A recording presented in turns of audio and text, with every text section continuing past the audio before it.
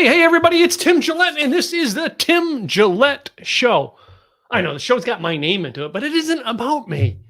I just had to call the show something because I wanted to interview some of the most interesting people out there, just like you.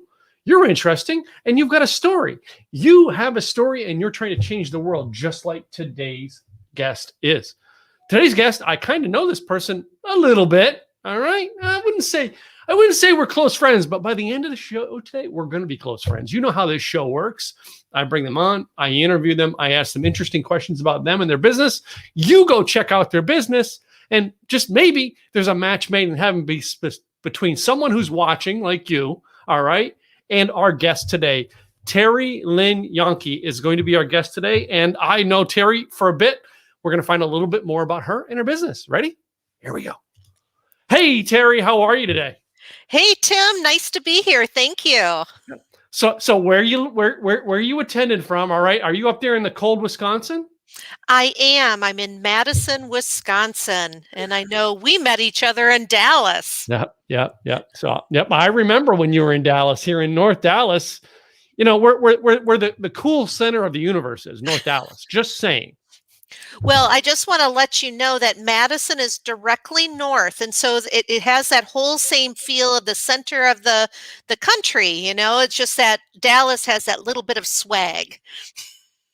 Yeah, and you know what I mean? Despite the thing, I don't think we wear as many cowboy hats as they think we wear down here. Do they wear them up there? In Madison? I'm curious. Not many cowboy hats, more of the baseball cap type or cheesehead hat. Now there is a famous blogger that I follow from up there. I don't know if you'd know him, Charlie Beans or something like that. He's like this really interesting guy from Wisconsin. Well, there are a few interesting people up here, you know, even though it's cold. I don't happen to know him, but there are definitely interesting ones.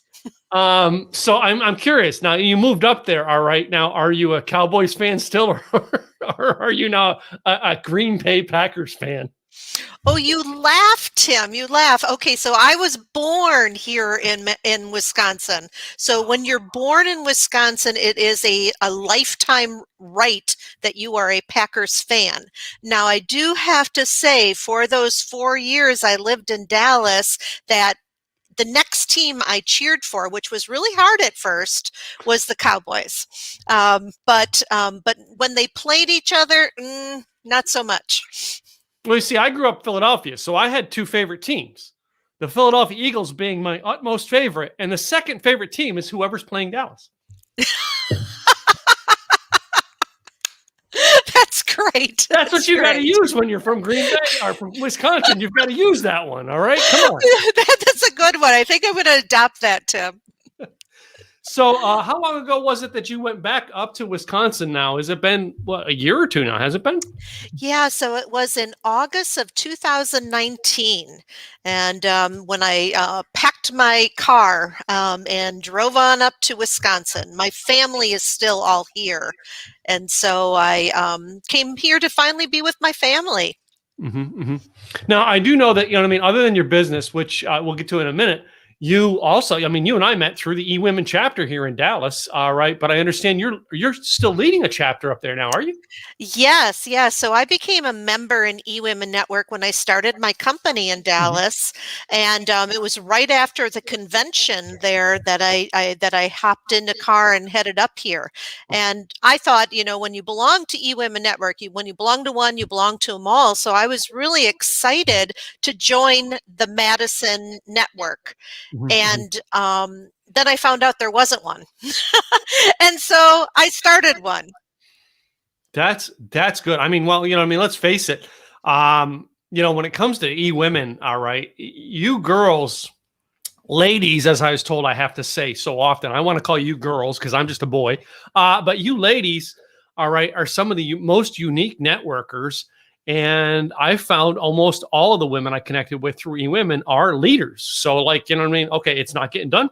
I'll take the leadership reins and go do it. And is that something that's driven you? Yes, it's an amazing group of ladies, and they inspire me. And that's what I really loved about them is that, I was getting going in my business and I looked up to the people who are at different stages in their business and going, I want to do that too. Mhm. And so, but Tim, you're a member too of eWomen Network. Yes, I'm a member. I joined here in the Dallas area when Jens was in charge of our chapter. Now we have Suzanne Johnson, or Suzanne Johns, as basically, another great leader here in the Dallas area. But then again, we've got eWomen headquarters, so we're going to have leaders. That is totally correct. And that was kind of cool to join that chapter with the national headquarters, or I should say global headquarters being right there. Yeah, literally in our backyard. So let's talk about your business a little bit. All right. You actually have a very unique business and you talk about being, doing events, which is something that I've been doing for 8 years, but events. Tell us a little bit about the business. Okay, so I kind of fell into this business. I was a corporate apparel executive most of my life, and that's what brought me to Dallas was a job. And I kept on moving for the jobs, and I had big jobs. And the time, it's a very volatile industry, and someone came in and purchased the company. A new owner came in and decided to trim the force, and I was out of a job. And what you do is you just find your next job. And in doing that, I found I had no longer any passion to do that any longer. And when I moved to Dallas, it was a unique time in my life. I was newly divorced after 20 years. I was a new empty nester, so I was kind of alone. And so I got there and I'm going, how am I going to meet people? And so I started a meetup group. And it was for singles of a certain age. Not going to share. No. It was the 20-somethings. We're still stuck there, folks. Yeah. Sometimes we bumped into those 20-somethings, which was kind of funny. Yeah. But I started this meetup group, and it just kept on growing, and and the events kept on getting bigger and bigger. And I was doing this while I was working my job, but this group grew to 3,000 people. And when the time came, I was talking to my friends in Dallas and going, you know what? I think it's time to start my own company. I just don't know what that looks like. And they looked at me and they said, Terri, you do events. And I go, oh my gosh, yes. And you know what, Tim? I've been doing them my whole life. Yeah. I've seen some of the events because, of course, I investigate a little bit about what you were doing before you had done a show. And I'm like surprised at some of the events and stuff you've done. But let's face it, in the past 12 months, the event world has been turned on its head from someone who does events and has deposits at hotels. I understand this. Yeah, I would say 2020 for the whole event industry, along with many other industries, was not good. Anything where people gather isn't a good thing to be in. Yeah. But you know what, Tim? And just like, you during your podcast show, and you have been doing that for a while, but for me, I've learned a whole new set of skills. So now I can do virtual events. And so a year ago, last March, my first virtual event, again, eWomen Network, pushed me to do a virtual event. I had a personal Zoom account. I didn't even know how to share PowerPoint slides or do breakout rooms. And now I have an account that holds up to 500 for either meeting or webinar, do virtual summits and other kinds of events, online and make sure that they're a good experience. So, it's interesting. Now, my coach and mentor, which Craig Duswalt, right? You know what I mean? I don't know if you know Craig. Yeah, Craig was my mentor, and Craig, he had to switch stuff to doing virtually.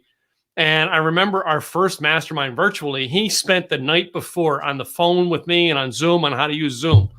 Now he can teach me things about Zoom.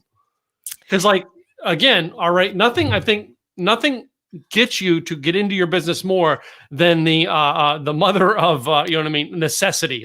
You have to. So you had to learn virtual events. How good are you at them now? Oh my God, I know every single button, and I do the beta things with Zoom now too. And so I even project myself onto a PowerPoint slide and do kind of fun tricks that no one knows about. And I help others with it too, because that is kind of the spirit of eWomen Network is lift others as you climb. So if anyone needs help with Zoom, I help them with Zoom. So, I mean, well, we've been doing our events in a unique way. We've been using StreamYard. All right. Have you looked into other things other than Zoom, or have you basically, you know what, I'm locked in this. This is my specialty. I'm going to stick with it. Well, I think there's a comfortableness about Zoom because that's what most people are using. So when it comes to events where there are people, I mean, there's still some people still trying to figure out Zoom, so there is, that kind of comfort level with attendees. So Zoom is my go-to. However, I have used other event platforms, and oh my gosh, there are so many now, Yeah. because there's a lot of creative types that have come out with everything from things on phones to different type of like StreamYard or AirMeet or just so many different kinds. But they each kind of try to pick up an aspect of being a little bit more like in person. Is kind of what I feel a lot of them are trying to do. So there's some where you go in and you sit at a table and you have a conversation. There's meeting play where you're meeting one-on-one, like speed dating, and have those type of things. That's good for a networking type of event.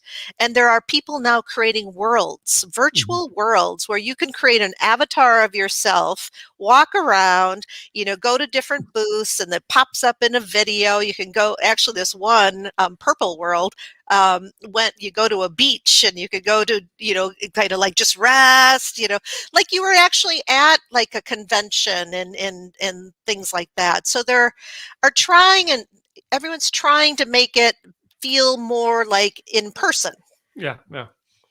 So, I mean, but it's great that everybody's coming out with them. I didn't know if you were experiment with them. I kind of have stuck to my two, Zoom and StreamYard.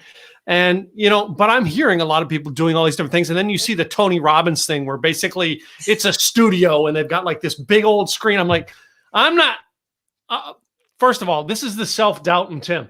I'm not into that budget because I look at that and I think, cha-ching. And like, I'm scared, but I'm not saying that there's not, but that technology's coming. Do you agree? Oh, yes. And the Tony Robbins way, or the Sandra Yancey, even when she does her virtual events, is kind of like that way too, where it's the whole studio, it's all the screens, it's kind of American Idol did it, America's Got Talent did it. It's kind of like that whole broadcast effect. Now, that cha-ching is actually very right. It's cha-ching. It needs lots of people. There's lots of cameras. There's lots of technology, but there's a way to just up level it just a little bit on Zoom with like a talented videographer who knows how to broadcast. And I know of some of those people that do exist, that if my client wants to just up level it, maybe not go to the full production, but wants to just up level it for a little bit more professional appearance, there are ways to do it that aren't as expensive. But I mean, are you now though looking as 2021's? Things are starting to open up a little bit here in Texas. Like things kind of opened up, if you want. But are you now looking with your clients to go back into doing some live events? Or are you going to do a mixture of them? What's the future going to be for your business? So the future will be both. I think what we have learned is that there are a lot of benefits of both. There's nothing better than an in-person event. Amen.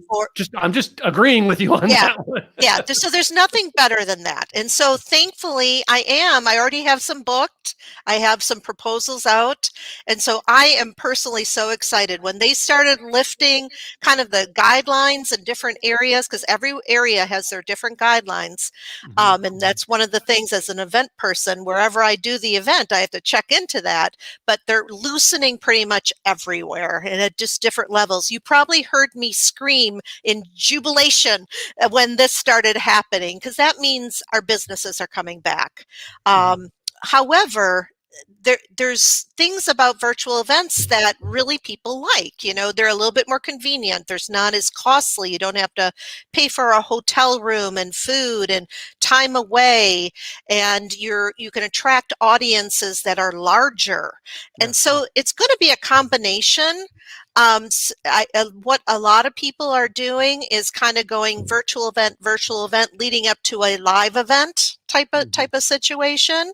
Yeah. Or in-person event, I should say, not live event, because the events can be live whether they're virtual or in person. And then some people are exploring the whole hybrid, where it's both. You have both audiences. And I just want to say that's really cool, but it's really a pain in the butt, for everyone involved, because basically you have an in-person audience, you have an online audience, and the ideal thing to do is connect the two. Yeah.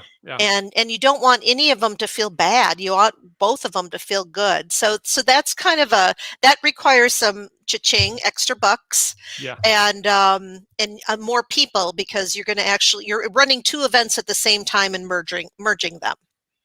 So, I mean, like tomorrow morning, and I'm sure you know the guy here in Dallas, I'm going to Bill Wallace's Success North Dallas. Oh, yeah. And I'm sure you know Bill, yeah? Yep, I used to go to that, yeah. Yeah, so Bill's doing the live and virtual. I live. I'm really icky on the virtual still, even though I host virtual events. I still want to go to Bill's live. It's an experience to be in the room live, all right? But this idea of people doing the, half one, half of the other, I am getting down to the point personally where I want my virtuals to be virtual and my lives to be live. And do you have other clients who are like me? Oh, definitely. Shall we say stuck in our ways like me? Yeah. But truly, Tim, when people say they're doing both, are they really doing it correctly? And so some people will just record it, and the virtual ones are just watching. They're not participating. Yeah. And really a true event has interaction and engagement. Yeah.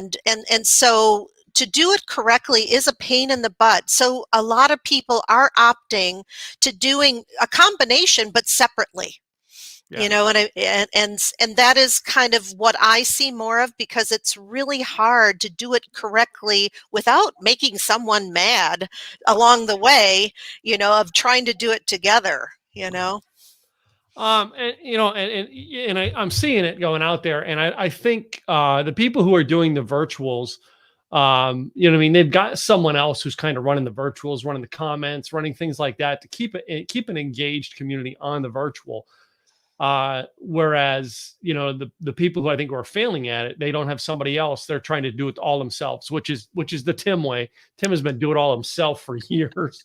But anyway, though it's unique. You said you've gotten into this, you've been into this over the years. All right. Is there something that still thrills you about these live events that makes you still like the little girl? Oh my gosh. Well, first of all, I haven't done them for a year.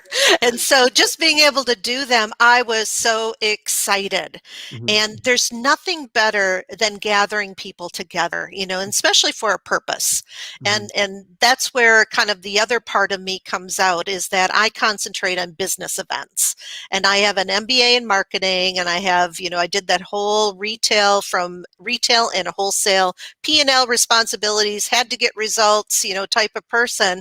And I take that with me with my events. And so I'm not just a party person, even though a party's fun, and I don't mind a party, but what is the purpose of the event? What goals do you want to get out of it? And events can do so much, all at one time, with so many different aspects of your business. It's really a great way to scale. And so why not build the event to do that?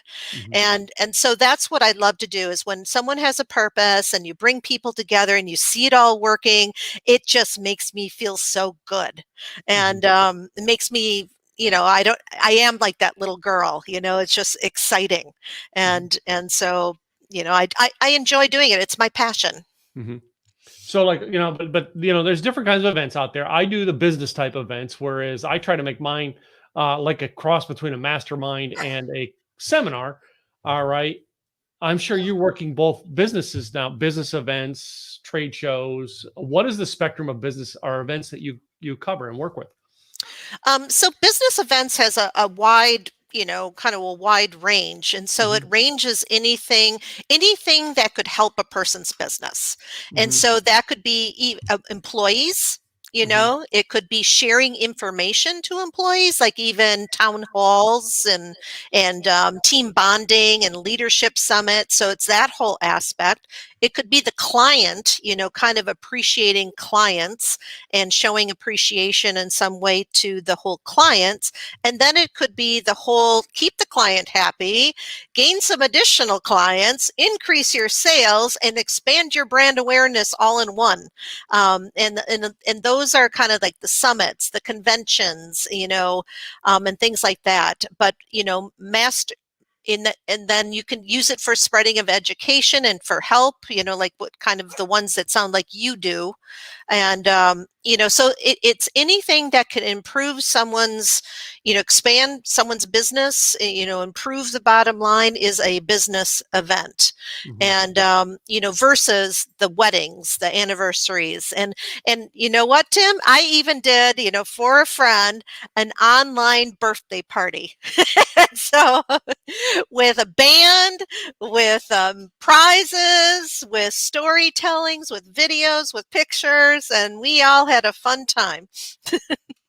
Wow, I never thought about that and doing the those type events. Yeah, I've been just trying to do virtual and keep in touch with those people who are my mastermind. So weekly, we're doing stuff with my mastermind. We've got this great, phenomenal going on every week. But then now live events are coming up. I'm looking at normally I've done over the years, I've done my events in May and November every year. And I am just not, I get it. Texas is open up. I'm just not ready to rent a ballroom for May Hmm. yet. I'm just like, I get the feeling that one's going to be a dip on the credit card. It's not going to pay for itself. I'm just not ready for that yet. Are you finding your clients are in the same shoes as me going, I'm a little scared? Yeah, I'm actually with my eWomen Network events, even though we can now do them, that just recently happened here in this area. Mhm. I'm not yet, and I'm taking the pulse. Yeah. I think a lot of people are scared, and rightfully so. So it's going to be the more vaccinations, the more that the numbers come down, people will feel more comfortable. And so, so that's going to happen over time. But like right now, you are definitely right on that. While it's starting to happen that you can, people aren't quite ready yet to Yeah. do Yeah. so, or there's a mix, Yeah. so I take a poll. I use one of the Zoom things, and when I do my eWomen Network event, and I do a poll asking when will they be ready. And Mhm. this time I'm going to ask it for a small group versus a large group. Now, I do have to say it's, from other surveys I've done, outdoor events, people feel more comfortable with them than indoor events. Mhm. Um, and so it's about communicating what the safety standards are, how they will be different, that you're going to still follow social distancing and practice that, even if some states don't have masks anymore. Yeah. Um, and That just means that you have the freedom to wear a mask or not wear a mask. That's my opinion. Right, right, right. Exactly. So I still have to plan with a lot of contingencies just because of that. Like I have an outdoor event for 350 to 500 people planned in June. However, it's for an office park. It is an outdoor event. Mhm. We're allowed to have it, but will the people be back in their offices? And Mm. that's all relying on our schools back in session or our camps going on if in June, and if people will be there. And so I had to plan it not only for an outdoor event, you have to plan a rain date. And so I actually had to have a plan in place for 4 different dates, the June, regular and rain, and then pushing it out till September, regular and rain. Wow. So, mhm. Wow, I never thought about that. And it's for me, it's like trying to deal with hotels because trying to do these live events in hotels. Man, I'm at the mercy of dates, and I do them like my May has always been a conflicting business event with weddings. You know what I mean? Because Yep. my Saturday part of my event can run into a date of a wedding. And I've had one year I had to move one. I looked at a hotel where it was compromised with like a high school graduation thing. And it's like, you know what I mean? You're looking at moving things and going, oh my gosh, I got to pull these 4 dates. I couldn't imagine you doing that. Yeah, I'm kind of a proposal out there now for a retreat in the Chicago area in June. But to your point, it's going to be a little harder this year in a way, because in the past I could just look up when are the festivals, when are this. Now it's kind of like, is there a festival? Yeah. You know, kind of like, and to your point, will there be other things like blocking the hotels that I want to, possibly, kind of contract with to have the event. And it's always a fun thing. It's kind of, that's one of the fun things of event planning especially when you're working with multiple people, is getting out that calendar and they go, oh, we want to have it here this time. And then they go, oh, but we're not available these dates. Then you're not available these dates. And then there's a holiday those dates. And then it just leaves a couple dates available. And so yeah, and it's originally when I started my events, I was doing April and October every year, and then it eventually got switched to May and November because when I started the current things of the blog and VideoCon, November was like, oh my god, there was all kinds of hotels open in November, because like the beginning of November, like everybody's kind of okay, we're done, like. It was so easy to find an event space in November. I was like, oh, I never thought about that. But then I got into the 6 months thing and hit May. And I'm like, oh my God, now I'm dealing with graduations, graduation parties. It's like, yeah. So there's always a lose on something. Anyway, you got to learn to balance with what you can out there. I always like to ask a question of everybody who's on my show. And I can't figure a way to transition to this. So I'm going to do a hard transition to get it. When I was younger, Terri, I had someone give me a piece of advice, not knowing that it was like going to be a life-changing advice, but it was. And it was a boss who basically said to me, I was a part-time job. And he said, Tim, I want you to run this shift at this job like you own the business. And I have ever since then taken ownership of everything I've done. Have you been giving a piece of advice when you were younger that has been a driving mark for you? Well, I apologize for my dog barking in the background, Tim. He is acting way up. He wants to say hi. I'm sorry. Well, maybe not. Wait, maybe not. He's running away. And so a piece of advice, I kind of go back to something that was kind of more of an inspirational quote, like when graduating and stuff like that. It's kind of like if you reach for the stars and you don't even make it, you at least are out there with, or all the other stars, or if you shoot for the moon, at least you're being the stars or something like that. And so it's kind of that whole idea of think big. Mm-hmm. And it's something that if you don't think big, you won't have big results. And so that has been, kind of inspired me through when I was in the retail and the buyer, sometimes where you hear gut feel is, hey, we're going to go for this product. And I would say overall, I had a pretty good success rate. You're not going to have a bad at 1,000, but, but it was that confidence to think big and to go for it. And that really helped me, throughout my whole career and to start my business. Mm-hmm. So, I mean, yeah, it's always good to see something like that drives people.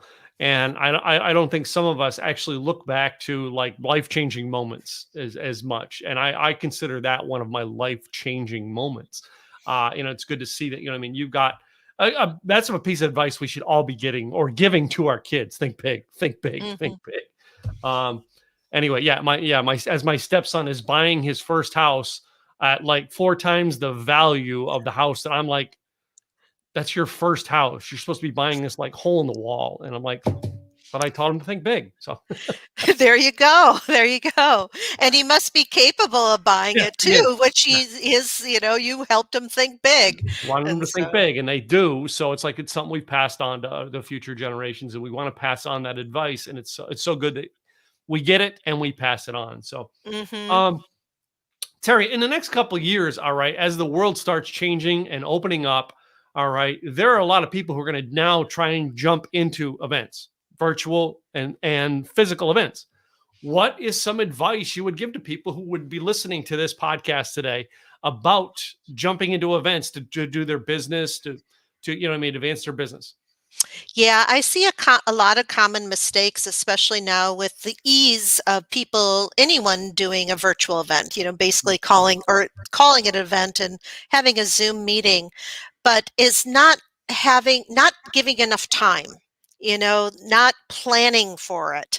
Mhm. And I've worked with some newbies into events, and I would say that is the one thing that they just don't realize how much time it goes into to properly do an event. Mhm. And you need to know your event purpose and goals.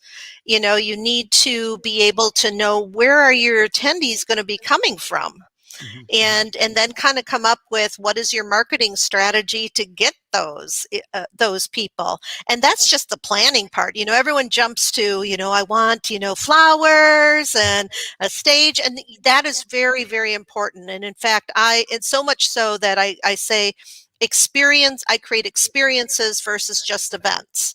Yeah. And you do want to create that right environment and experience for the attendees to want to do business with the person who's having the event, and make sure that because of that experience that it keeps that client memorable. But I would say timing, just not realizing that you have enough time. I kind of work backwards. It's kind of like when the event is, when it should be communicated, then when you need to have all the different parts put in place. And events can take forever, but it takes a lot longer than most people think. Yeah. Do you offer like a checklist or something for the beginner or anything like that? Have you created anything like that for the beginner? Yes, I have an event checklist on my website. So if anyone goes there, which is eventfuladvantage.com, and so, there we go. It shows right up pop that there. up real quick. That's no problem. And people can go there, and it just pops up that you can get my event, and I call it an event experience checklist. And I updated it to be both for online and in person. Some of the things are the same, and some have to be handled a little differently. Okay. Well, it's good. I mean, I always like to see people create something like that. Most people who they get into an industry, they never think, well, let me just create a checklist and the general things, and not realizing how much business that draws to them. I see you're smart like that. Thank you. So, I mean, you've given kind of a little bit of advice to people. All right. What are some fun things that are that you and your family were able to do, even though we've been locked up for 12 months? So I would have to say it would have been my first year of my daughter being in the real world. So I was kind of a little bit sad about that because we used to spend summers together. She'd in between school breaks, she'd come visit me, and I just thought, when am I going to see her again? So with her being able to work remotely in her new job, she came to visit me. So she was actually with me from March to May. Then she came back for the month of October, and then we were together for a month of December into January in Florida.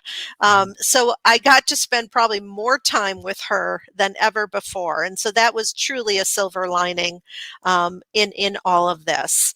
And the other thing is, she got to know her grandparents. And, I had lived away from them pretty much my whole life until 2019. And so when she came to visit, she got a chance to really get to know them. And I think that's priceless. Cool.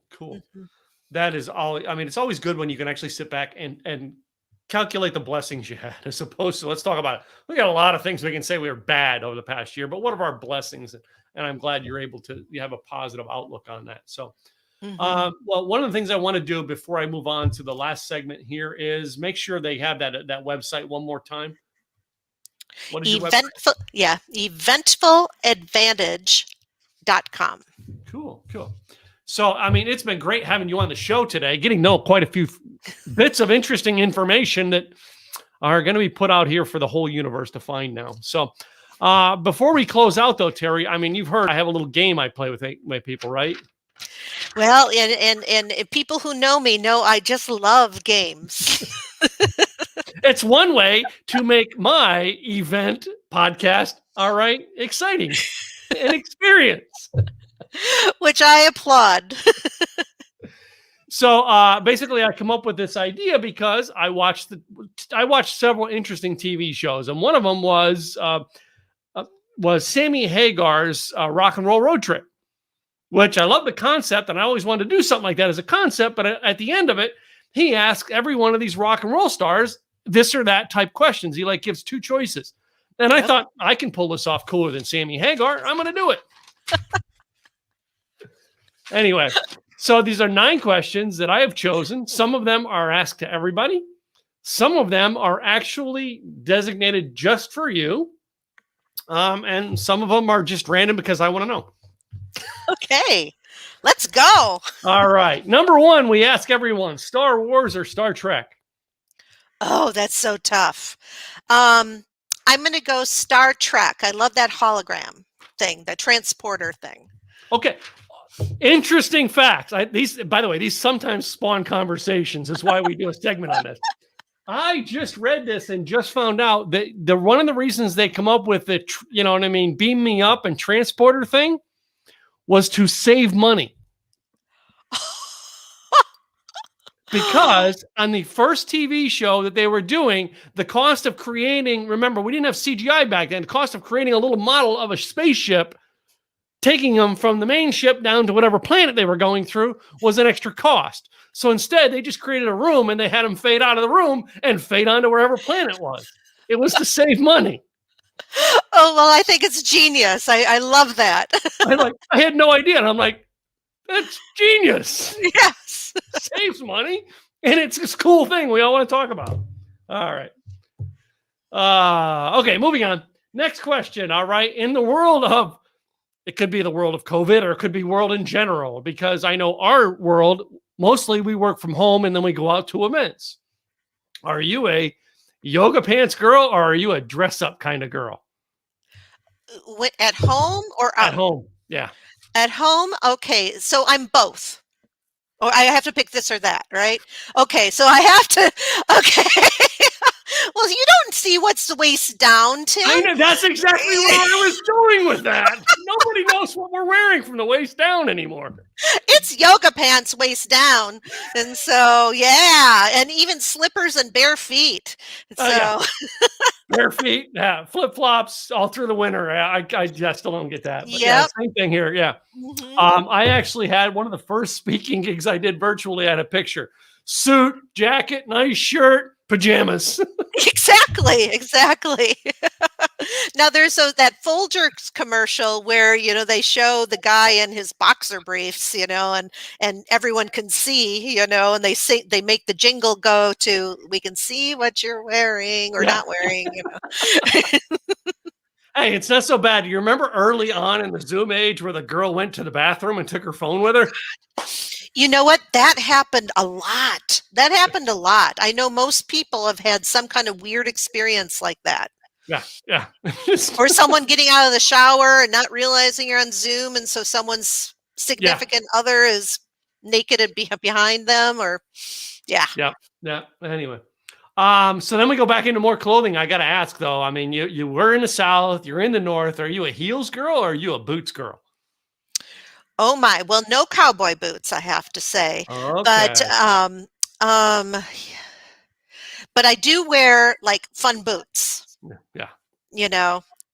And so I'm probably more of a casual fun boot.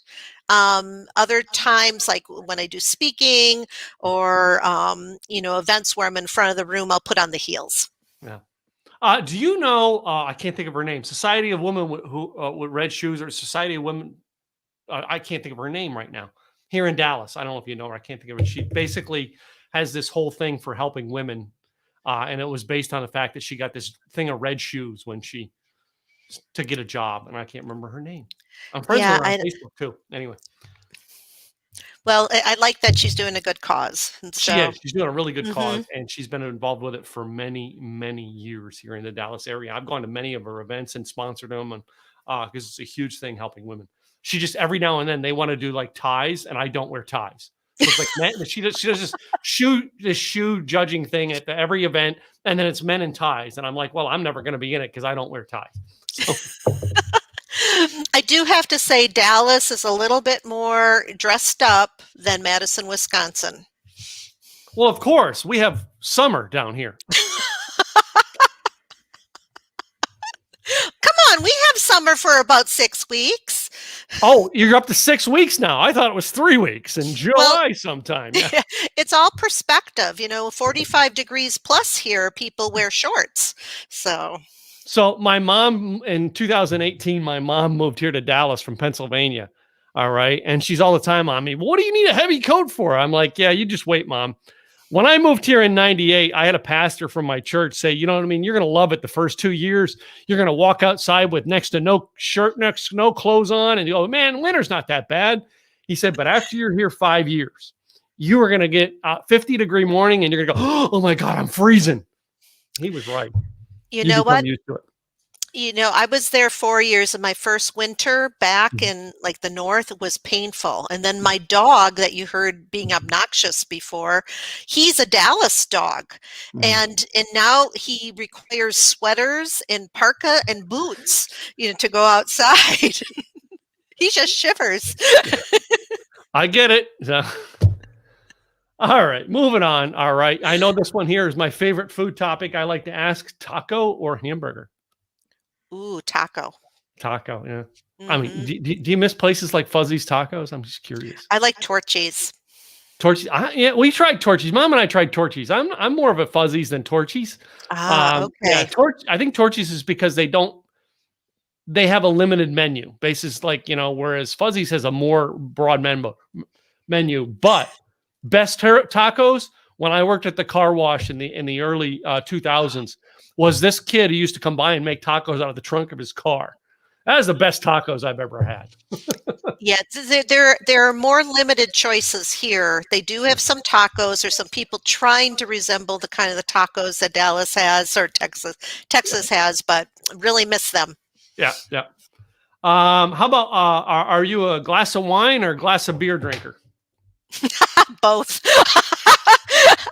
I one on one hand and one on the other. Yeah, why not? Okay. Hey, start the night off one place, finish it somewhere else. Yeah. So, not that known of fact, I'm also a wine ambassador. And so I do really enjoy wine, and I actually sell wine and then use wine for events. But Wisconsin is beer country. Yeah. And so along with the Packers and cheese come beer. And so I like my beer too. I'm going to tell you the one great thing I like about that I had in Wisconsin. Where's the Harley Davidson? Milwaukee. Mm-hmm. That's where I proposed to my wife, in Milwaukee at the Really? Harley Museum. Yeah. And we were staying at the hotel just down the street from the Harley Museum. And we went to the bar and decided to get a Bloody Mary one morning. Oh, they're the best. So Bloody Mary's in Wisconsin. All right. This thing's got a beef stick into it, a pickle into it, a pepper into it, a cucumber into it. It's like a salad inside of a Bloody Mary. Yes. And then did you get a beer chaser with it? Yes, I did. Mm-hmm. And the guy said, you got to have a beer chaser with it in Wisconsin. Now, I was in Florida for a conference 2 or 3 years ago, and my change of plane was Milwaukee to flying back home to Dallas. And I said, well, the one thing I'm getting is a Bloody Mary in the airport. Well, what's kind of interesting is a lot of Wisconsin people go south for the winter. So that my parents are actually snowbirds, and they're in Florida right now. And they were showing, my sister is visiting, and they were showing me those Bloody Marys like you described, where they kind of come out all over with all sorts of different things. And so I asked, did you get a beer chaser? And they said, only in Wisconsin. But it happened to be Bloody Marys are starting to get like that because of people from Wisconsin going south and starting up those Bloody Marys, super Bloody Marys. I'm just, I changed something, but down here, all right, I've spent a little bit of time in Tennessee. So I'm going to tell you about a Bloody Mary that I make. Okay. With a Tennessee twist. It's not vodka. It's moonshine. Whoa. Yep. Whoa. Now that will start your day good. It's a little bit of sweetener because moonshine is made, most that American moonshine whiskey is made with corn more. So it's got that corn sweetness to it as opposed to vodka potato salty. It's a different taste. Yeah.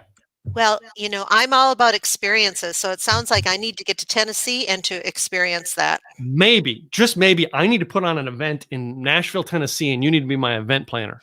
Hey, I'm there. We need to raise, there's an idea we're creating. There we go. So let's move on here. My next one here is, all right, since you're in the north, all right, versus a south thing.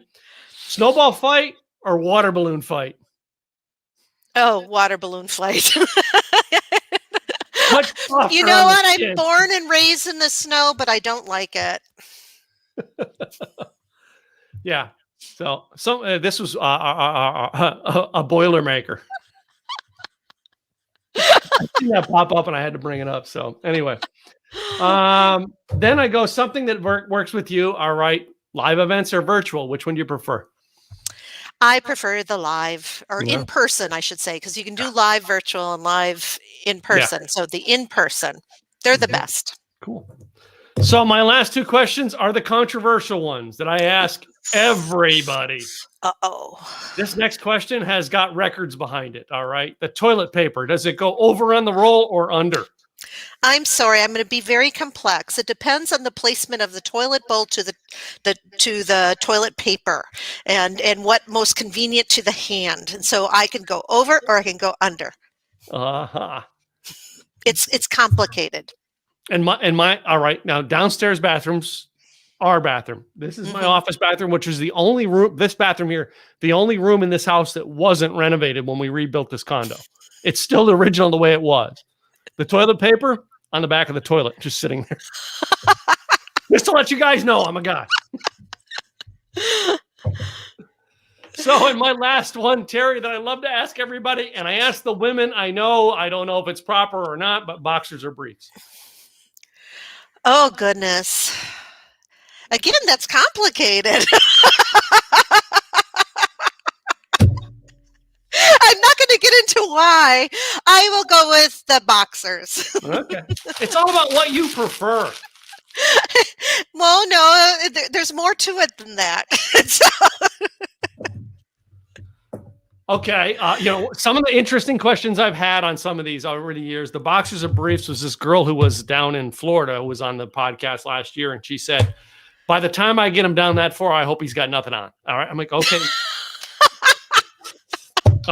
To the toilet paper question, the most interesting was Cammie Baker from, I don't know if you know Cammie from up in New Hampshire. And Cammie says, I'm a single girl. I go to that guy's house, and if his toilet paper is under, and I change it to over 3 times, I break up with him. This relationship's going nowhere.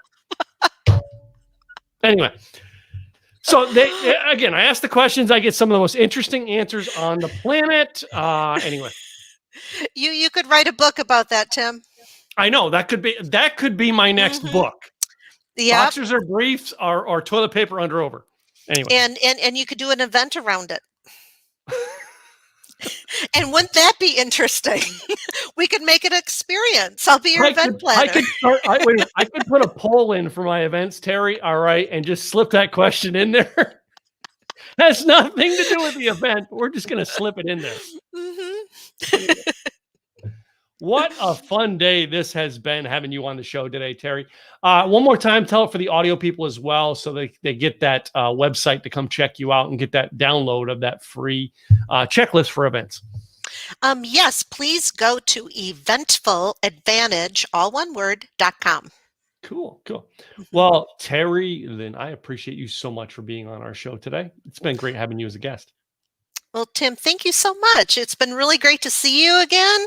And glad you guys survived the cold of Dallas. And Snowmageddon, great to be here. We had it here in Dallas. Yep. Anyway, so thank you so much for being on. To you, the listener, I want to thank you guys for listening in, tuning in.